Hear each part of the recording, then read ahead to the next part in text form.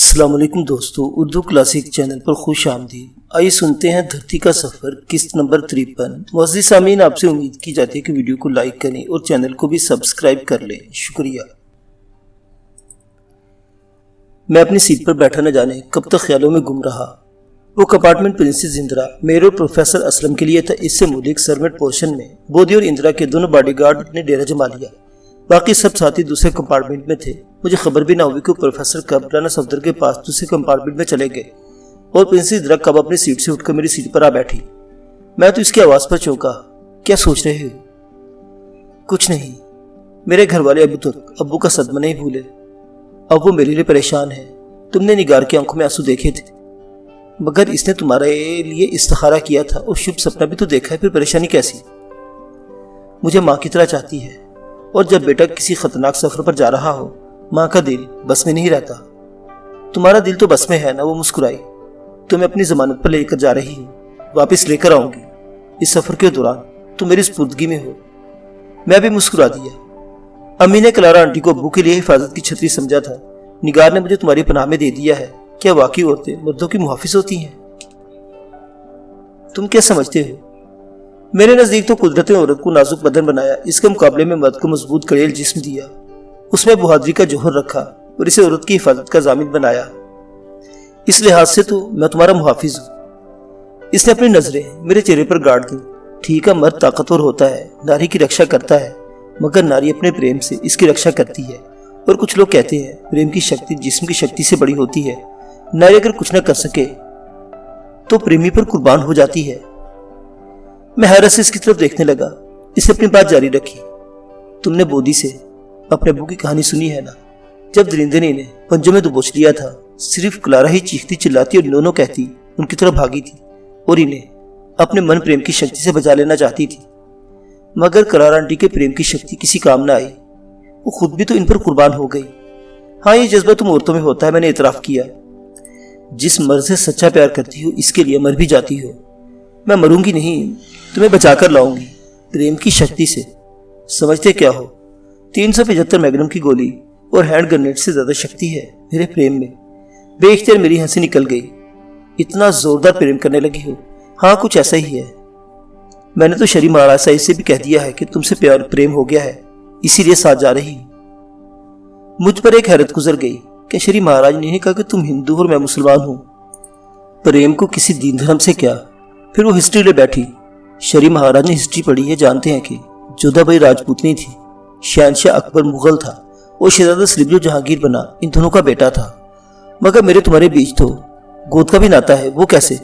तुम राजपूत हो और मैं राजपूतनी हूँ। अरे हाँ, हमारे दरमियान ये नाता तो पहले से है, मगर मैं दुनिया में सिर्फ दो नाते मानती हूँ, एक माँ और बेटे का, दूसरा नारी और मर्द का। मैं इसकी बातों में ऐसा मगन हुआ कि अपने जीव से बिछड़ने के ख्याल जाता रहा। गालिबन घर से मुझे जीत लेने का फैसला करके आई और अपने मन की शक्ति का यूं एहसास दिला रही थी जैसे मुझसे कोई गहरा रिश्ता रखती है। अचानक ख्याल आया कि इसकी पोजीशन बड़ी मजबूत है। वो शरी महाराज साहिब जी को अपने प्रेम से आगाह कराई है। निगार अम्मी ने मेरी देखभाल इसको सौंपी है, बल्कि ये कि मुझे इसके सुपुर्द किया था कि मेरी जीत का पत्ता है। लाहौर में मियाँ बादशाह ने भी इसे मेरे लिए पसंद किया था। ये अलग बात है कि मेरी मंगनी रोशन आरादा के साथ हो गई। ये सारी बातें इसके हक में जाती थी, शायद इसीलिए मुझ पर अपना हक जता रही थी। मैं दिली दिन में इसके साथ एक ताल्लुक महसूस करने लगा। आखिर मेरी शरीक सफर थी, मैं इसे चाहता भी था। अचानक मैंने पूछा, आज अगस्त की पहली तारीख है ना? मैं इसके सवाल पर हैरान हुआ। हमारे सफर की यही तारीख तय हुई थी कि आज अगस्त की पहली तारीख है और सावन की 15वीं भी। हाँ, मैंने इस बात में सर को जुम्बश दी। इस मुकालमे के बाद इसने अपने दाएं हाथ की मुट्ठी मेरे सामने खोल दी और इसकी सुर्खुसफेद हथेली पर मैले रंग का बटा हुआ रेशमी धागा था और इस धागे में पुरी हुई छोटी सी सफेद कोड़ी चमकने लगी, जिस पर करमसी रंग की धारी बड़ी खूबसूरत लग रही थी। रामपुर के जंगल में ये सौगात इसे साधु महानता ने दी थी। कोड़ी दिखाकर कहने लगी, तुम्हें याद है ना, साधु महात्मा ने कहा था कि विक्रमी संवत के चौथे महीने यानी सावन की 15वीं को ये कोड़ी अपने गले में पहन लूं। कोड़ी को हमेशा अपने पसलियों के दरमियान जोड़ की नर्म नोकदार सांघी पर रखूं और फिर से उतारूं नहीं। याद है, साधु महात्मा ने यह हिदायत की थी। मैं इस बात पर हैरान हुआ था कि सावन की 15वीं अगस्त की पहली तारीख होगी। इसी तारीख को हमें दिल्ली रेलवे स्टेशन पर मिलना और अपने सफर पर रवाना होना है। हाँ, मुझे भी इस बात पर अचंभा हुआ था। फिर इसने गोरी हथेली मेरी तरफ बढ़ाई। लो, ये कोड़ी अपने हाथ से मेरे गले में पहना दो। मैंने रेशमी डोरी उठाई तो इसके कंधे पर लटकते हुए स्याह बाल अपने हाथों से एक तरफ समेट लिए और गर्दन नंगी करके अपनी पुश्त मेरी तरफ मोड़ दी। बड़ी खूबसूरत लंबी सुराहीदार गर्दन थी। मैंने डोरी बांधी तो इसने बाल छोड़कर कोड़ी को अपनी अंगिया की चिड़िया में छुपा लिया, जो इसकी पसलियों की जोड़ की नर्म और नोकदार हड्डी को छूने लगी। बिल्कुल ठीक मेरी सांगी पर बैठी है। मैं इस भेद को नहीं समझ पाया था कि आखिर इस कोड़ी की क्या खसूसियत है, इसे पसलियों के जोड़ की नर्म हड्डी पर क्यों रहना चाहिए। सिर्फ एक ही बात समझ में आई कि जिस तरह मुख्तलिफ रंगों के पत्थर, ज़ुमुर्द, नीलम, पखराज वगैरह मुख्तलिफ लोगों की खुशबख्ती की अलामत समझे जाते हैं और इन्हें अंगूठी में इस तरह फिट किया जाता है कि वो बदन को छूते रहे, गालिबन इस तरह कोड़ी इंदिरा की खुशबख्ती की अलामत होगी या साधु महात्मा ने इस पर कुछ जंतर मंत्र फूंक दिया होगा। बहरहाल ये मामला पुरस्कार था जो मेरी समझ में ना आ सका। अलबत्ता नीले रंग की रेशमी डोर इंदिरा के गोरे सुर्ख गले पर बड़ी जच रही थी। इसने मुझे याद दिलाया ये विष्णु की कोड़ी है और इससे हर कठिन समय बीत जाएगा। मगर मैं कोड़ी का ख्याल ज़हन से झटककर इसके कंधों पर लटकते हुए स्याह रेशमी बालों को देखने लगा, जो पहले से कुछ लंबे हो गए थे। गालिबन 2.5-3 माह के दौरान इन पर किंची की तराश खराश नहीं हुई थी। मैंने बालों की तरफ इशारा किया। तुम्हारे बाल कुछ लंबे हो गए हैं, बढ़ा रही हूँ। क्यों? मैंने दिलचस्पी ली।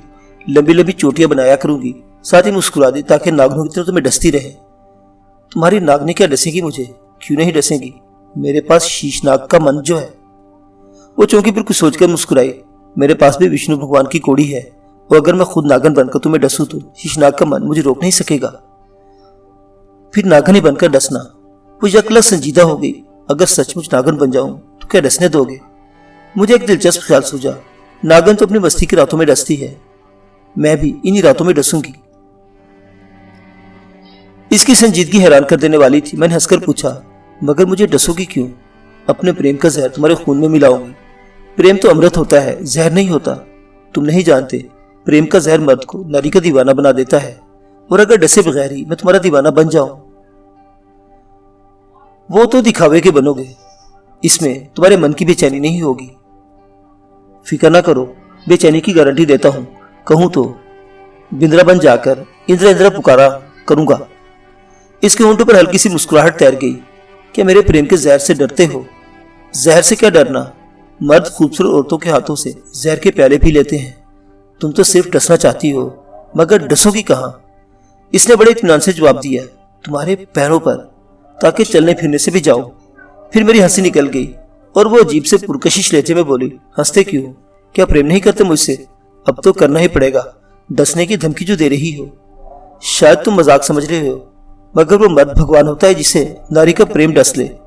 मैं इसके लहजे की संजीदगी पर पहले हैरान हुआ था, मगर अब तो बुरी तरह चौंक कर सोचने लगा। हिंदू शीशनाग और इसकी मादा को देवी देवता मानते हैं और अकीदा भी रखते हैं कि वो इंसानी रूप इख्तियार कर लेते हैं। कहीं इंदिरा हिंदू माथैलोजियों की पस मंजर में तो बातें नहीं कर रही थी। दरअसल मैं इसकी गुफ्तगू का खूबसूरत मजाक ही समझ रहा था, लेकिन अब जिंदगी से कुछ पूछने वाला था कि अचानक दरमियाने दरवाजे से गुजरकर प्रोफेसर असलम कंपार्टमेंट में दाखिल हुए और गुड नाइट कहकर अपनी सीट पर बैठ गए, जो दूसरी जानिब खिड़कियों के साथ थी। मैंने मुनासिब समझा कि प्रिंसेस के बजाय इनसे बात करूं। क्या आप नागों और नागनों के बारे में कुछ जानते हैं? वो इस सवाल पर हैरान हुए। क्या तुम लोग सांपों पर गुफ्तगू कर रहे हो? आम किस्म के सांपों पर नहीं, मैंने जवाब दिया। शीशनाग और इसकी नागन पर मैं इनके मुताल्लिक कोई खास मालूमात नहीं रखता, बस सुना है जिस तरह शेर जंगल का बादशाह है, इसी तरह नागों का राजा शीशनाग है। मैं अपने असल मतलब पर आ गया। क्या कोई नागन औरत का या कोई औरत नागन का रूप धार लेती है? प्रोफेसर मुस्कुराए। बड़ी गैर साइंटिफिक बात पूछी है तुमने।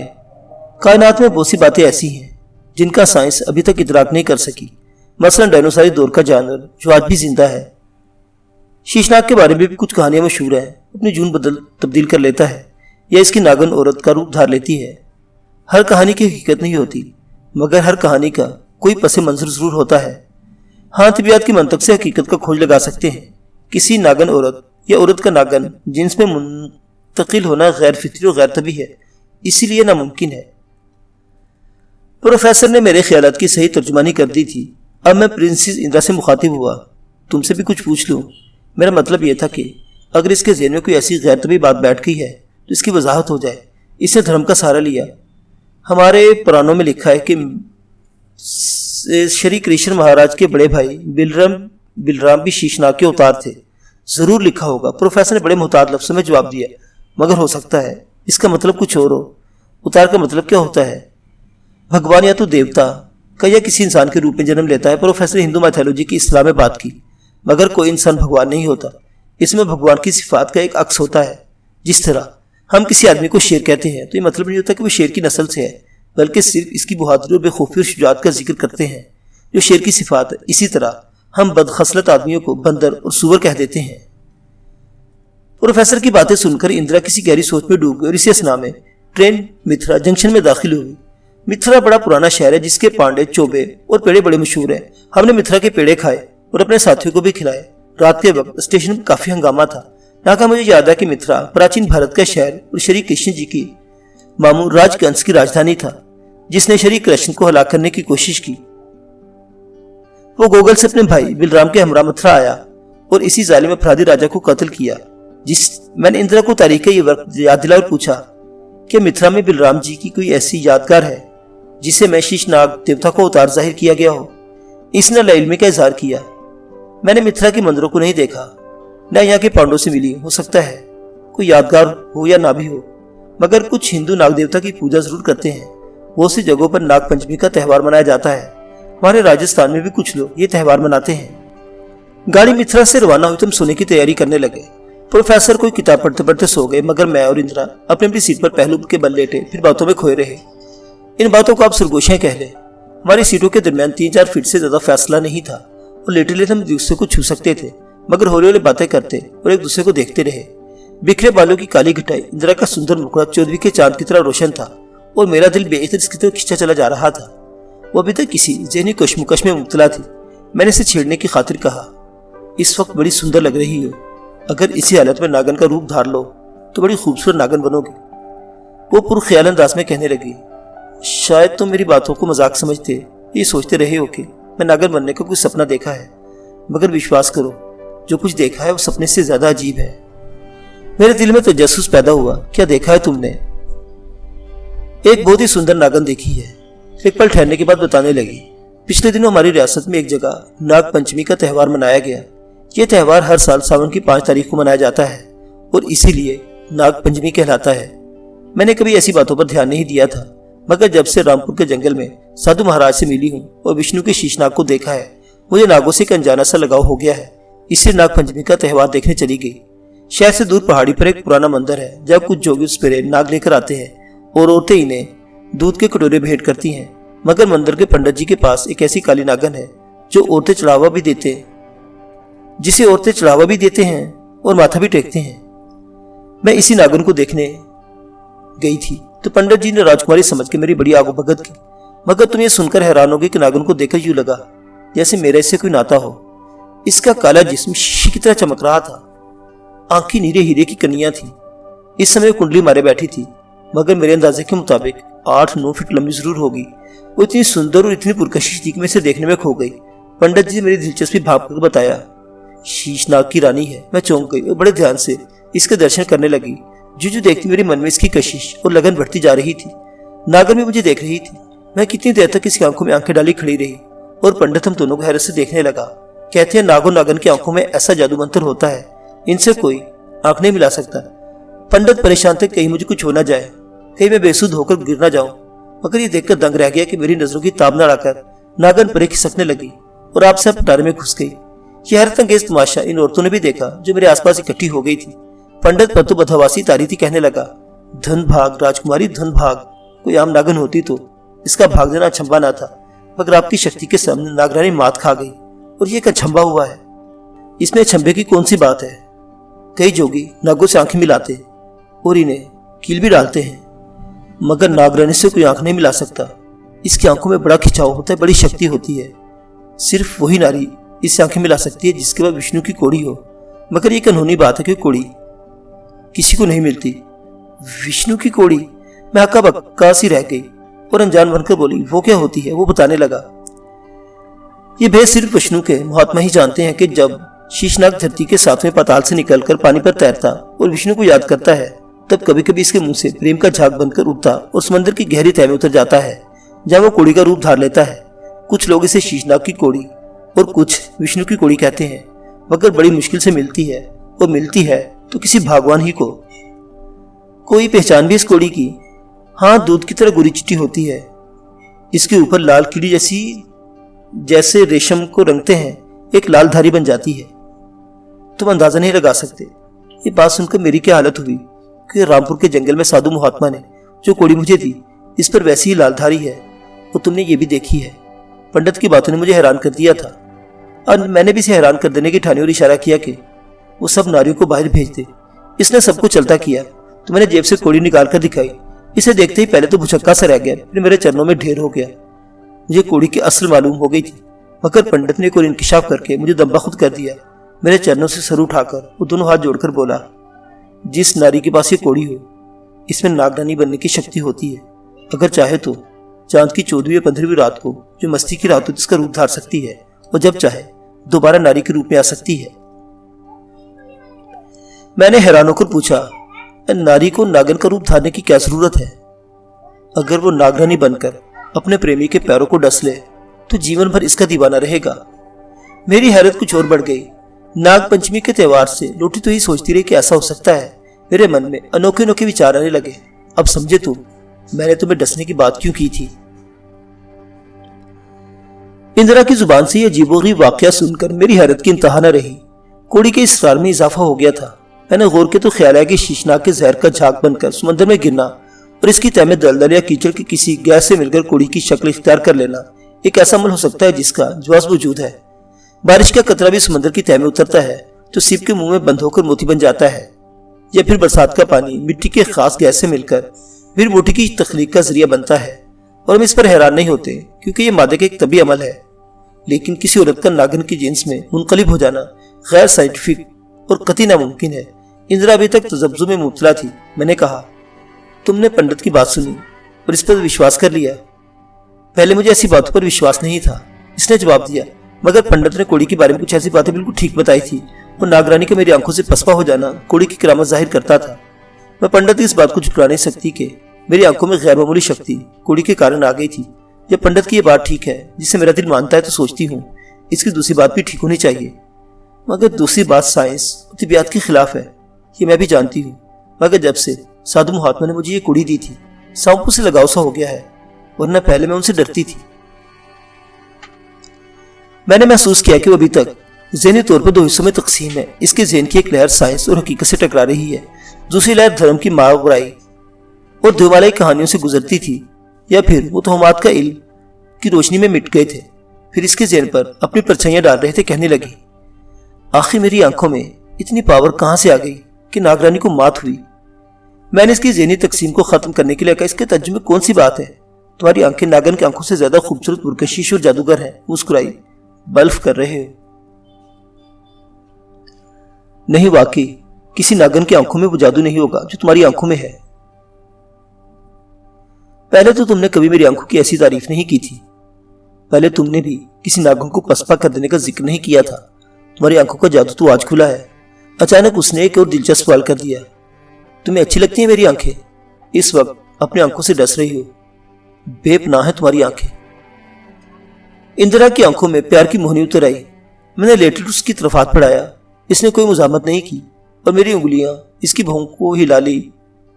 कोसों पटोटों के आभार पर मचलती और पलकों को छूती चली गई, मगर इसने आंखें बंद की, न पलकें झपकी, बल्कि अपने आखिरी गोशे तक खुली आंखों के साथ मुझे मेरी उंगलियों की ओर से झांकती रही। यह खिलाफे मामूल बल्कि हैरत अंगेज बात थी, क्योंकि जब कोई हाथ अपना हो या पराया आंखों की तरफ बढ़ता है तो गैर इरादी, गैर इख्तियारी तौर पर हमारी पलकें झपक जाती हैं। मगर इंदिरा की आंखों में कोई जुम्बश और पलकों में कोई लर्जिश न हुई, जैसे वो सचमुच जादू की आंखें थी। मैंने अपना हाथ खींचा और ताज्जुब का इजहार किया, कमाल है। मैं तुम्हारी आंखों को छूता रहा और तुमने पलक तक न झपकी। मान गए हो ना, मेरी आंखों में नागन से ज्यादा शक्ति है। इसने मुस्कुराते हुए आंखें बंद कर ली और जवाबी तौर पर अपना हाथ मेरी तरफ बढ़ाया। मैंने वो हाथ चूम लिया। होड़ा एक्सप्रेस आगरे को पीछे छोड़ आई और चांदनी रात में धड़धड़ाती रास्ता काटती इलाहाबाद की तरफ उड़ी जा रही थी। सफर जारी था और इसके साथ साथ नई बातें और नई सोचें भी ज़हन से गुजर रही थी। दुनिया में हर आदमी मुसाफिर है, कभी किसी गाड़ी में सवारी में, कभी ख्याल के घोड़े पर उड़ता है और इस तरह एक सफर इसके अंदर भी जारी रहता है। हमारे दिलो दिमाग में भी सोचों का सफर जारी था। अचानक मैंने घड़ी देखी, 1 बजने वाला था। इंदिरा बोली, क्या सोना चाहते हो? तुम नहीं सोओगी, 1 बज रहा है, नींद नहीं आ रही। अपने ज़हन की खिड़कियां बंद कर लो, सारी सोचें बाहर निकाल दो, नींद आ जाएगी। मगर तुम्हारा ख्याल अपने ज़हन से कैसे निकालूंगी? मेरा ख्याल? वही तो सुनी नहीं दे रहा। ऐसे ख्याल को कान से पकड़कर बाहर का रास्ता दिखाओ। वो मुस्कुरा दी, फिर खुली खिड़की की तरफ इशारा किया। देखो बाहर कैसी सुंदर चांदनी है, आज सावन की 15वीं रात है ना। मैंने अपनी सीट पर लेटे लेटे बाहर नजर डाली और वो अपनी सीट पर उठकर बैठ गई जो खिड़की के साथ थी। इधर आकर देखो कितना सुंदर मंजर है। मैं उठकर इसकी सीट पर चला गया जहां मखमली बिस्तर बिछा था। उसने बिल्कुल अपने पहलू में जगह दी और हम दोनों खुली खिड़की से चांदनी में डूबे भागते दौड़ते मनाजिर में खो गए। खेतों में गड़ों में बरसात का पानी भर गया था। 2 दिन पहले इधर मूसलाधार बारिश हुई थी, फिर मतला साफ हो गया। बारिश से धुला हुआ आसमान कुछ उजला उजला सा लग रहा था। इस धुले आसमान से चांदनी जमीन पर यूं खेत कर रही थी जैसे चारों तरफ नकली चादर बिछा दी गई हो। सावन की 15वीं रात में चांद किसी जादूगर के गोले की तरह रोशन था। इंदिरा ने इसकी तरफ उंगली उठाई और बड़े रोमांटिक मूड में बोली, जिस तरह चांद आकाश पर सफर करता है इसी तरह तुम्हारा ख्याल हर समय मेरे साथ रहता है। मैं बिदक गया, कहाँ है मेरा ख्याल? इसकी ऐसी तैसी। वो मेरी हालत देखकर परेशान सी हो गई। क्या हुआ तुम्हें? होना क्या है? मैं भी तुम्हारे साथ हूं, मेरा ख्याल भी तुम्हारे साथ है। एक म्यान में 2 तलवारें किस तरह समा सकती हैं?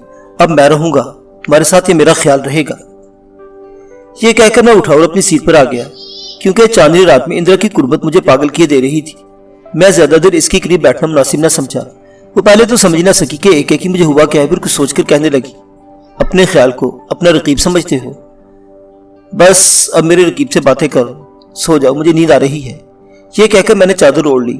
वो भी अपने मखमली बिस्तर पर लेट गई और चिल्लाने के लिए बोली, आज तुम्हारे रकीब से लिपट कर सोऊंगी। मैंने भी इसे ख्याल की सेज पर डाल दिया और सोने की कोशिश करने लगा। दिन भर का थका हुआ था। गाड़ी के चकोलों ने झूले का काम दिया और न जाने कब नींद आ गई। मगर ख्वाब में भी खूबसूरत नागने देखता रहा। नागा मैंने महसूस किया कि जैसे कोई नर्म गोल और मुतहर्रिक चीज मेरी गर्दन के गिर्द बल डाल रही हो। सोते जागते ज़हन में ख्याल गुजरा, आज सावन की 15वीं रात है और पंडित ने इंदिरा से कहा था वो सावन की 14वीं या 15वीं रात को नागरानी का रूप धार सकती है। इस ख्याल के साथ ही मैंने आंखें खोल दी तो क्या देखता हूँ कि एक गोरी गोरी कलाई मेरी गर्दन में हमाइल है। वो गोरी गोरी कलाई प्रिंसेस इंदिरा की थी जो अपनी सीट पर लेटी मगर मेरी जानिब झुकी हुई गहरी नींद सो रही थी। शायद वाकई इसने मेरे ख्याल को अपने साथ लिपटा रखा था। मैंने अपने जिस्म में एक कैफावर सनसी महसूस की। बाहर दिन चढ़ाया था। हम सोए सोए इलाहाबाद से गुजर गए और अब बनारस के आसपास थे। मैंने इंदिरा को जगाया तो नहीं, मगर गोरी गोरी कलाई आहिस्ता से उठाकर चूमी और बड़ी एहतियात से इसके ख्वाबिदा जिस्म पर रख दी। उठकर देखा तो प्रोफेसर अपनी सीट पर नहीं थे। बेदार होते ही शायद दूसरे कंपार्टमेंट में चले गए या वॉशरूम में थे और मैं इस ख्याल से परेशान हो गया कि उन्होंने इंदिरा की कलाई मेरी गर्दन में देख ली होगी और न जाने क्या सोचा होगा। मुअज़्ज़िज़ सामीन हज़रात, धरती का ये सफर अभी जारी है। बकिया वाक़ियात अगली किस्त में देखते रहिए। उर्दू क्लासिक। अल्लाह हाफिज।